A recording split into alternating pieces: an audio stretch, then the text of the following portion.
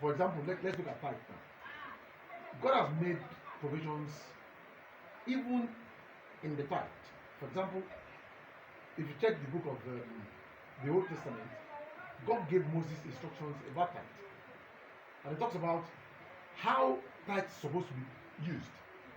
For example, tithe is meant for six different kind of people.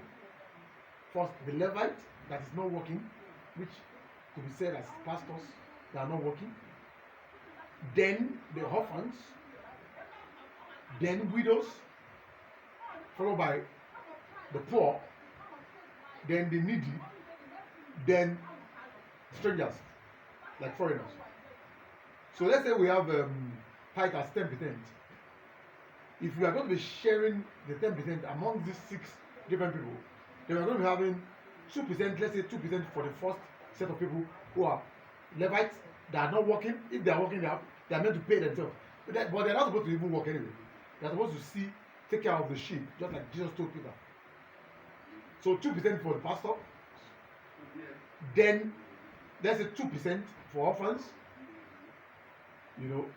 Then 1.5% for widows. Then let's say another 1.5% for the poor. So that will be 7%. Then we have let's say 1% for the needy. That's 8%. The remaining 2%. Then let's say we now have 1% for strangers. For example, the needy. This one that our youth are going up and down, doing yahoo, doing becoming ritualists everywhere. When they are under pressure, they are needy. They are part of the needy. The first place they are supposed to go to is the church. And they are supposed to be given out of the 1% is supposed to be shared among this needy. When someone is in need, the first place you should think about, like in this kind of country, where there is so much pressure everywhere, the economy is not good, things are not going well. The moment you have a need, the first person you are supposed to call is your pastor or go to the church, because there is a provision for you in the tithe. Well, that's why everybody is supposed to pay his tithe anyway. But the problem is not the payment. It's not the paying of tithe. It's the usage.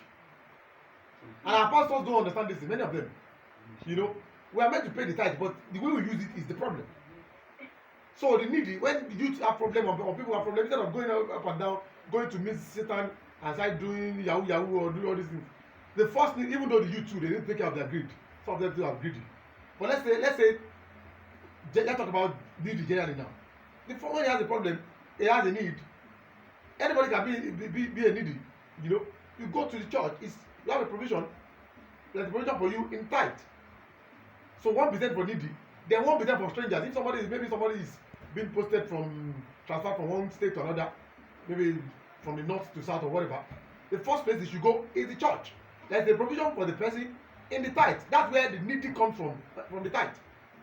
So let's say we give them 1%, making 9%. To go again, 2% for pastors, 2% for orphans, because God said it's their father and mother, and a lot of them have school fees and all these things to pay. The first place they're supposed to go is the church. It's not pastor's money; it's God's money. Then 1.5% for widows, because God is our husband. So she needs school fees for her children and everything, she's supposed to go to the church. Then 1.5% for the poor. So that will be 7% plus 1% for the needy, 8%, 1% for strangers, 9%. Then the remaining 1% is meant to be kept in an account that should be opened in God's name. It's an equivalent of what God said in the Old Testament when he told Moses, when he said, "Let there be always meat in my house." What it actually means in today's version is, let there always be money in my account. The English in today's term could be, let there always be money in my account. What it meant was, let there be meat, always be meat in my house. In today's version, it's almost the same thing as, let there always be money in my account. So 1% you always be kept for God every month, and it's God's money anyway. In those instances like that, maybe we have special cases. Okay, we can pray and God will tell us what to do with the money. So that's what tithe is supposed to be. If we spend time that way, even the government will be relieved. Because imagine if the church is taking care of these 6 different kind of people: the orphans, the widows, the poor, the needy, and the strangers. And the church is doing all this. Even the government will respect the church. The church will be relevant to society as regards to, unfortunately, what is happening around where the church is almost becoming a liability. You know, the church is almost becoming a liability. The government is not even respecting the church. And unfortunately, many pastors believe. I've heard a pastor, a very prominent pastor in this country, a very big pastor at that, saying that the church, the whole tithe belongs to the pastor or spiritual fathers. Tithe does not belong to the spiritual fathers. If Jesus told us to pay tithe, he meant that we should follow it. He didn't give us how to follow it, but he told us to pay it. Matthew chapter 23, verse 23. We are meant to follow it the way God instructed Moses. We may not be Moses people, but if we have decided to choose to follow some things in Moses, we're not going to discard every teaching of Moses. Otherwise, if we want to discard everything about Moses, then we have to discard tithe too. Now that we have chosen to follow tithe, then we have to follow it the way God gave to Moses. Tithe does not belong to spiritual fathers. There is nothing like spiritual father in Christianity. Jesus said, he said, call nobody father on earth, for you have only one father who is in heaven. All these biblical titles are doing everywhere.